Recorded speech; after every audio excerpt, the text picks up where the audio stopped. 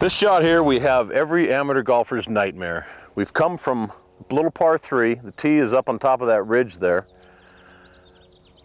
Basically, every amateur I've ever played with, all they see is the water. So inevitably, what do? They take 1 or 2 more clubs, make sure they get it over the water. Now they're back here on the hill with a straight downhill shot to the green.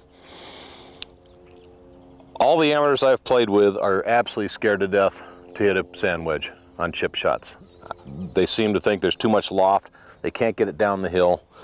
Most of them hit a pitching wedge. I'm going to try to show you how to work with the sand wedge. In this case, it'll be a 60 degree, but first of all, I'm going to take a pitching wedge here. And what happens is we've got this slope here, so if we hit the slope short of the green, it's going to fire the ball off into the water. What we want to do is get a lot of air on it, get the ball in the air, have it hit soft on the green and stop. Most people are going to take a pitching wedge, and with a lot less loft than the 60 degree sand wedge, we're going to hit a shot like this. And what happens most of the time, now you're in the water you want to be in to start with in the first place.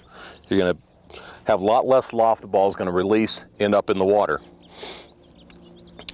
So ideally what I want to do is either take the 56 or the 60 degree, whichever one you have, and we're just going to lift the ball in the air, hit it hard enough to make sure we get it down this hill right here, but then when it hits the green, you'll see it's going to change. It's going to have a nice soft landing to it. So we're going to play it a little up on our stance because we want to get the ball up in the air. We don't want to hit it back here and turn a sand wedge into a pitching wedge with less loft. So we want to place the ball just inside our left toe with our hands in front of the ball.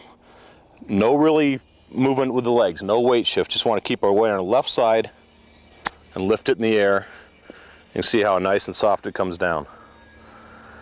That's the difference of making a 3 or a 6.